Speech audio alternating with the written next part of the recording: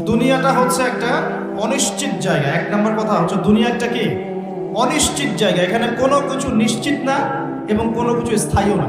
এখানকার সুখও স্থায়ী না, এখানকার দুঃখও স্থায়ী না। এখানে আপনি সুখে আছেন, এই সুখ চিরদিন থাকবে না, মাথায় নিতে হবে। এখন খুব কষ্টে আছেন, এই কষ্টও চিরস্থায়ী হবে না, সুখ আসবে এরপরে। এখন সুস্থ আছেন, এই সুস্থতা চিরস্থায়ী হবে না, অসুস্থ হবেন। আবার অসুস্থ আছেন, এই অসুস্থতা চিরস্থায়ী হবে না, আবার আপনি সুস্থ হবেন ইনশাআল্লাহ। মানে দুনিয়াতে কোনো কিছুই চিরস্থায়ী না। কারণ কি? কারণ দুনিয়াটাই তো চিরস্থায়ী না, সব টেম্পোরারি। এটা হচ্ছে দুনিয়ার বাস্তবতা, হাকিকত। কোনটা স্থায়ী? ওয়াল আখিরাতু খায়রুন ওয়া আবকা। আখিরাত হচ্ছে চিরস্থায়ী এবং উত্তম, এটা স্থায়ী। এখানে যে খারাপ আমল নিয়ে যাবে, অনন্তকাল ওই খারাপ আমলের ফল তাকে ভোগ করতে হবে। ওখানে যে সৎ আমল নিয়ে যাবে, ঈমান নিয়ে যাবে, অনন্তকাল সে সুখ এবং স্বাচ্ছন্দ্যে থাকবে ইনশাআল্লাহ। এই কথাটা কখনো ভুলে যাওয়া যাবে না। দুনিয়া একটা ক্ষণস্থায়ী জায়গা, টেম্পোরারি জায়গা, এখানকার কোনো কিছুই স্থায়ী না। এক। দুই, এই দুনিয়ার জীবনটা জেলখানা। এটা কি? এটা আমার কথা না, নবী সাল্লাল্লাহু আলাইহি ওয়াসাল্লাম বলেছেন, আদ-দুনিয়া সিজনুল লিল মুমিন। দুনিয়া হচ্ছে মুমিনদের জন্য কারাগার। কারাগার চেনেন? জেলখানা চেনেন? জেলখানার ভিতরে যখন আসামিদেরকে ঢোকানো হয়, তখন কি তাদের ইচ্ছার কোনো স্বাধীনতা থাকে? ওখানে বসে যা ইচ্ছা তাই করতে পারবে? পারবে না। আল্লাহর নবী বলছেন, এই দুনিয়ার জীবনটা তোমাদের সবার জন্য হচ্ছে জেলখানা। আমরা মানে মুমিনদের জন্য। আর যারা কাফের, আল কাফেরদের জন্য আর দুনিয়া সিজনুল লিল মুমিন ওয়াল জান্নাতু লিল কাফির। কাফেরদের জন্য দুনিয়া হচ্ছে জান্নাত। জান্নাত মানে যেখানে যা ইচ্ছা তাই করা যায়, তাই না? জান্নাতে আমরা যা ইচ্ছা তাই করতে পারবো ইনশাআল্লাহ। এখানে কোনো রকমের বাধা ধরা নিয়ম থাকবে না। সবাই আমরা আল্লাহর দিদার লাভ করবো ইনশাআল্লাহ, আল্লাহর নিয়ামত ভোগ করবো। আপনি যা চান তাই দিবেন, দেওয়া হবে ইনশাআল্লাহ। এই হলো জান্নাত। তো এই দুনিয়ার জীবনটা মুমিনদের জন্য কারাগার আর কাফেরদের জন্য জান্নাত। তাহলে বুঝলাম দুনিয়া ক্ষণস্থায়ী, এটা স্থায়ী না। এটাও বুঝলাম দুনিয়ার জীবনটা কারাগারের জীবন, যেখানে আমরা নিজের মন গড়া আমল করতে পারবো না, নিজের ইচ্ছার কোনো স্বাধীনতা নাই। এখানে আমার দুনিয়াতে আমাদের ইচ্ছার কোনো স্বাধীনতা নাই। আল্লাহ পাকের ইচ্ছার অধীনে আমরা পরাধীন। আল্লাহ পাক বলেছেন নামাজ পড়তে হবে, রোজা রাখতে বলেছেন রাখতে হবে, যাকাত দিতে বলেছেন নিসাব পরিমাণ সম্পদ হলে যাকাত দিতে হবে, সামর্থ্য হলে হজ করতে হবে, সৎ কাজে আদেশ করতে হবে, অসৎ কাজে নিষেধ করতে হবে। আল্লাহ বলেছেন এখানে শিরক করতে পারবে না, বেদাতি আমল করতে পারবে না, এখানে হারাম খেতে পারবে না, জেনা করতে পারবে না, মাদক খেতে পারবে না, অন্যের সম্পদ নষ্ট করতে পারবে না, ইত্যাদি যত নিষেধ আল্লাহ পাক করেছেন, এই নিষেধগুলোও মেনে চলতে হবে। এটা কারাগারের জীবন। কারাগারে বসে আমরা এখন কি করছি জানেন? হাকিকত হচ্ছে কারাগারের জীবনে বসে যে জীবনটা একে ক্ষণস্থায়ী, দ্বিতীয়ত হচ্ছে অনিশ্চিত। মানে কার কতদিন সময় বাকি আছে কেউ জানে না, জানে? অনিশ্চয়তার দুনিয়ার জীবনে, কারাগারের দুনিয়ার জীবনে বসে আপনি পাবজি খেলছেন, কারাগারের জীবনে বসে আপনি সুখ খাচ্ছেন, অথচ আপনি কারাগারে আছেন। কারাগারে বসে কেউ মাদকদ্রব্য সেবন করছে, কারাগারে বসে বসে। কারাগারের জীবনে বসে কেউ অন্যের নামে গীবত তহমত করছে, অন্যের পিছনে পড়ে আছে, নিজের কবরের কোনো ফিকির নাই। কারাগারে বসে মানুষ নামাজ পড়ছে না। আল্লাহর কারাগারে থেকে মানুষ আল্লাহর বিধান পালন করছে না। আল্লাহ পাকের কারাগারের মধ্যে থেকে মানুষ আল্লাহ দ্রোহিতা করছে, কেউ আল্লাহকে স্বীকারই করছে না। এমন হচ্ছে না? এটা দুনিয়া। আপনাদেরকে বোঝাতে চাই, বয়স আপনাদের কম যেহেতু, যে এই দুনিয়ার জীবনটা প্রথমত ক্ষণস্থায়ী, দ্বিতীয়ত অনিশ্চিত, তৃতীয়ত এই দুনিয়াটা হচ্ছে কারাগার। এটা কি? কারাগার। এখানে ইচ্ছার স্বাধীনতা নাই। চতুর্থত হচ্ছে এই দুনিয়ার একজন মালিক আছে, এই মালিকের দাসত্ব করতে পারলে আপনি এই দুনিয়াতেও সুখী হবেন, পরকালেও সুখী হবেন ইনশাআল্লাহ। এই দাসত্ব করার আগে ভালো করে মাথায় ইনস্টল করবেন, ইহকাল এবং পরকালে আল্লাহ পাক ছাড়া সত্যিকার অর্থে আপনাকে কেউ ভালোবাসে না। কেন? পিতামাতা কি আমাদেরকে ভালোবাসে না? বাসে। বাসে কি না? বাসে। কিন্তু এই ভালোবাসা আল্লাহর ভালোবাসার মতো নয়, এটা অন্য বিষয়। এটা হচ্ছে সন্তানের প্রতি পিতামাতার মহব্বত, মাওয়াদ্দাতা, রহমা, দয়া, মমতা, অন্য জিনিস। আল্লাহ রাব্বুল আলামিন আপনাকে আমাকে যেভাবে ভালোবাসেন, এটা যদি আমরা আসলে ব্যাখ্যা করতে পারতাম তাহলে বুঝতে পারতেন। আসলে এটা ব্যাখ্যা করার মতো জ্ঞান আল্লাহ আমাদেরকে দেন নাই।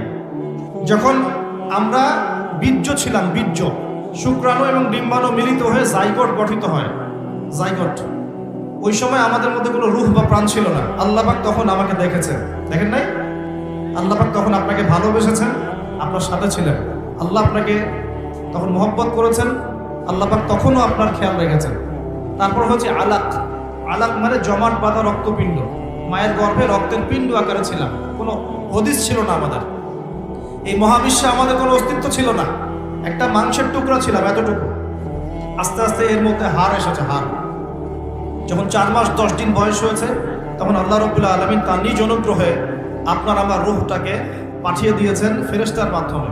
সেই ফেরেশতা এসে মায়ের গর্ভে আত্মা বা রূহটাকে ফুঁকে দিয়েছে। এরপর বাচ্চাটা নড়াচড়া করা শুরু করেছে।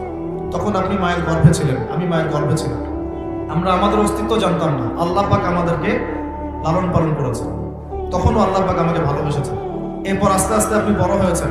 মায়ের গর্ভে আমরা কি করেছি আমরা জানি না, আমাদের মনে নাই। আমরা লাথি দিয়েছি, ছোটাছুটি করেছি, পানির মধ্যে ছিলাম, তখন খেতে পারতাম না, মা যা খেত তাই খেতাম। আমরা নিজেদের ভরণ পোষণ দেখাশোনা করার মতো স্বাবলম্বী ছিলাম না। তখন আল্লাহ পাক আপনাকে দেখেছে, আল্লাহ আপনাকে দেখেছে। এরপরে আপনি অনেক কষ্ট করে, আমরা অনেক কষ্ট করে মায়ের গর্ভ থেকে পৃথিবীতে এসেছি। আসার পরেই শয়তান আমাদের কলিজার মধ্যে খোঁচা দিয়েছিল। যখন খোঁচা দিয়েছিল তখন আমরা চিৎকার করে কান্না করে উঠেছিলাম। ঠিক তখনই আমাদের কানের মধ্যে আমাদের পিতারা আজান দিয়েছিল। তখন আপনার আমার কোনো আসলে সেন্স ছিল না, এই ভালো মন্দ বোঝার কোনো জ্ঞান ছিল না। তখনও আল্লাহ আপনাকে দেখেছে, আল্লাহকে চিনতে শেখেন। কে আল্লাহ? আমি আসলে ব্যাখ্যা করতে পারছি না, আমি জানি পারবো না, আমি ফিল করতে পারছি কিন্তু বোঝাতে পারছি না যে আল্লাহ পাক তখন আপনার আমার সাথে ছিলেন। আর যখন মায়ের গর্ভে রূহটা এসেছিল তখন ফেরেশতা 4টা বিষয় লিখে দিয়েছে আমাদের জন্য। এই 4টা বিষয়ের বাইরে কিচ্ছু হবে না, ফেরেশতা লিখে দিয়েছে আল্লাহর হুকুমে।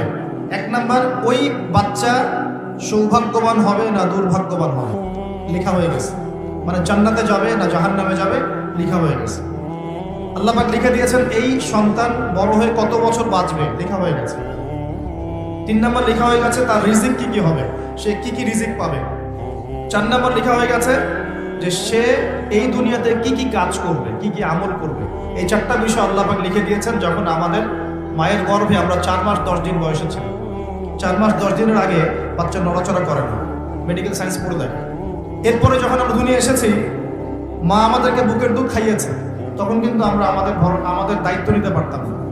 আমরা বিছানায় পেশাব পায়খানা করেছি, কেউ আমাদেরকে দেখে নাই, পিতামাতা দেখেছেন, তখন আল্লাহ পাক আমাদেরকে দেখেছেন, তখনও আল্লাহ আমাদের সাথে ছিলেন। এই শুধু শ্বাস নিঃশ্বাস নেয়ার যে ক্ষমতা বা এই যে নিয়ামত, এই নিয়ামতটুকুর শুকরিয়া কি আমরা আদায় করতে পারবো?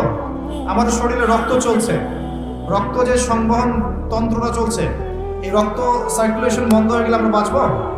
এই যে হার্ট যে পাম্প করছে, হার্টবিট, একটা হার্ট পাম্প করার পরে আল্লাহর অনুমতি চায়, আল্লাহ আরেকবার পাম্প করবো কি? আল্লাহ অনুমতি দেয়, তারপর পাম্প করা। এত সহজ? রাতে যখন ঘুমাই আমরা, আমাদের আত্মা আল্লাহ পাক নিয়ে নেন, এটা অনুমতি প্রাপ্ত হয় যে আমি আল্লাহকে আবার ফিরিয়ে দিবেন। যদি দেয় তাহলে আপনি সকালে উঠবেন, না হলে উঠতে পারবেন না।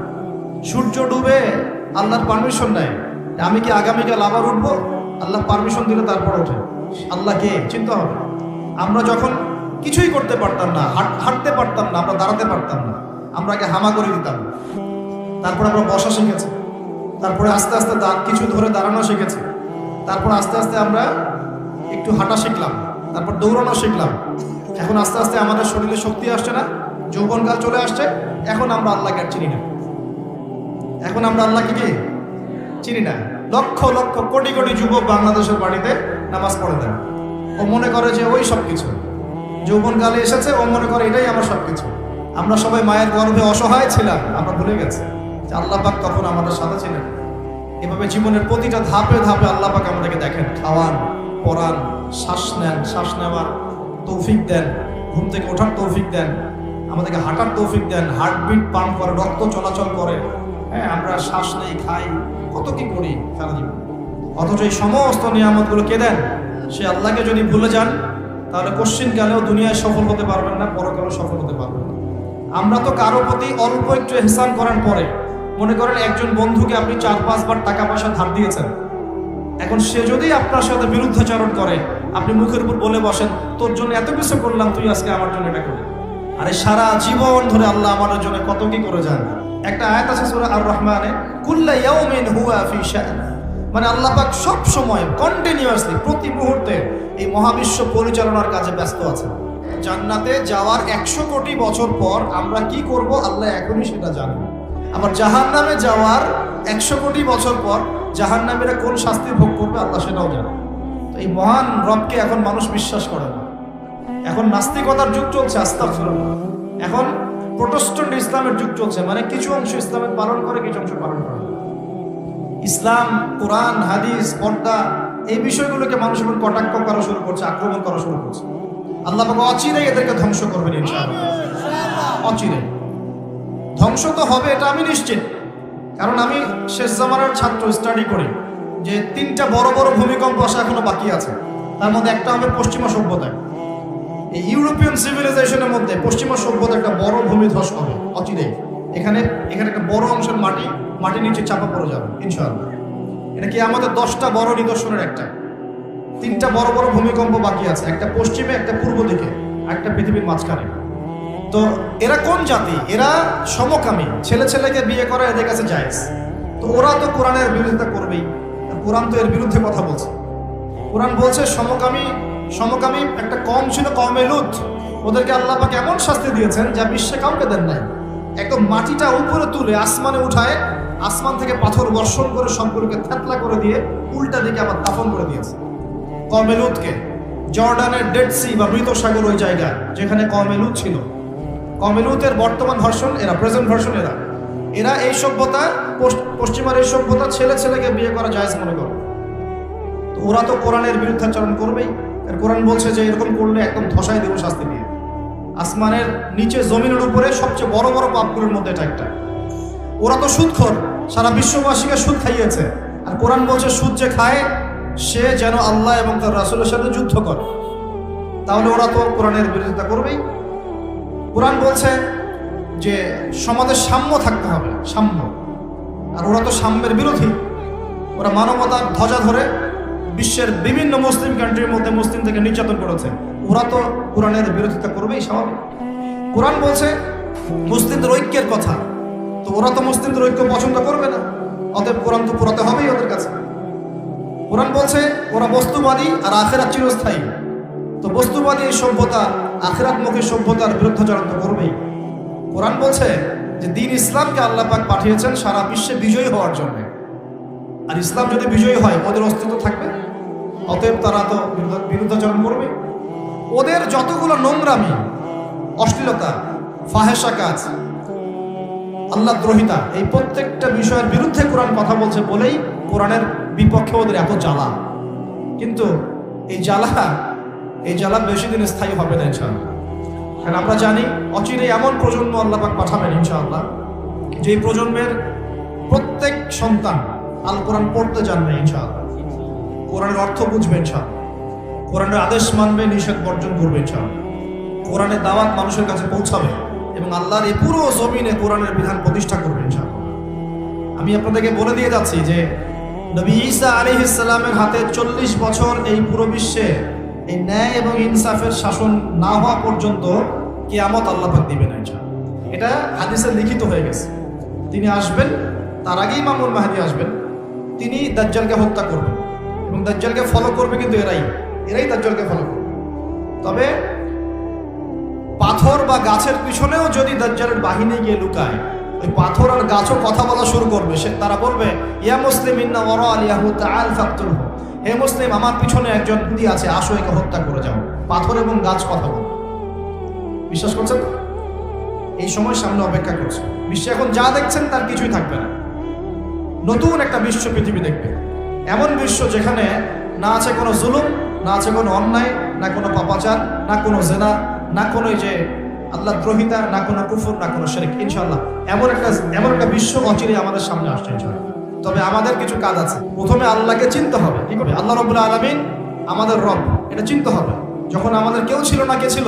আল্লাহ। এখন আপনি বড় হয়েছেন, আল্লাহকে ভুলে যাচ্ছেন, আস্তে আস্তে কিন্তু আপনি আবার দুর্বল হবেন। যেমন মায়ের গর্ভে যেমন দুর্বল ছিলেন জন্মের পর, আবার কিন্তু আস্তে আস্তে অমন দুর্বল হবেন। তো প্রিয় ভাইরা, সময় দ্রুত পাস করছে, যৌবন চলে যাবে। আল্লাহর নবী বলেছেন 7 শ্রেণীর মানুষকে আল্লাহ পাক আরশের ছায়া দিবেন, যেদিন ওই ছায়া ছাড়া অন্য কোনো ছায়া থাকবে না। তার মধ্যে দ্বিতীয় শ্রেণী হচ্ছে, প্রথমটা হচ্ছে ন্যায়পরায়ণ শাসক। শাসন ক্ষমতা পাওয়া কোনো দোষের কিছু নয়। ন্যায় বিচার করলে আরশের ছায়া পাবে ইনশাআল্লাহ। এরপরে দ্বিতীয় শ্রেণী হচ্ছে সেই যুবক যে তার যৌবন কালটাকে আল্লাহর পথে বিলিয়ে দিয়েছে। এই সুযোগ এখন আপনাদের সবার সামনে আছে। এখন আপনি কোন পথে যাবেন, decision is yours, choice is yours, আপনার চয়েস। আপনি কি শয়তানের পথে যাবেন, নাকি একটা মেয়ের পিছনে সময় নষ্ট করবেন, নাকি হতাশার আর মাদকের পিছনে সময় নষ্ট করবেন, না আল্লাহর দ্বীনের জন্য কিছু করবেন? আল্লাহর দ্বীনের জন্য করতে হলে কিছু বৈশিষ্ট্যের দরকার আছে, যোগ্যতার দরকার আছে। প্রথম যোগ্যতা হচ্ছে জ্ঞান অর্জন করা। কি করা? কোরআন এবং সুন্নাহর বেসিক জ্ঞান আপনাদের সবাইকে অর্জন করতে হবে। রাজি আছেন তো? ইনশাআল্লাহ। সর্বপ্রথম কোরআন তেলাওয়াত করা শিখতে হবে। 2 নাম্বার, কোরআনের ভাষা শিখতে হবে, আরবি ভাষা। তাহলে কোরআন আপনি বুঝতে পারবেন, ইনশাআল্লাহ পড়ে বুঝতে পারবেন আল্লাহ পাক কি বলছে। 3 নাম্বার, কোরআনের সাথে সাথে হাদিস পড়ার চেষ্টা করতে হবে। হাদিসের মধ্যে অথেন্টিক যে হাদিসগুলো আছে এগুলো চর্চা করবে। 4 নাম্বার, আলেম ওলামাদের সাথে সম্পর্ক রাখতে হবে। ওলামা কেরামের সাথে সম্পর্ক রাখলে আপনি কোরআন সুন্নাহর সঠিক মেসেজটা পাবেন ইনশাআল্লাহ। কনস্ট্রাকটিভ পড়াশোনা করেন, অফলাইনে পড়াশোনা করেন, ওলামা কেরামের সাথে সম্পর্ক করেন। আগে জ্ঞান অর্জন, তারপর অন্য কিছু। জ্ঞান ছাড়া আপনি এই বিশ্বে ইসলামকে এগিয়ে নিতে পারবেন না।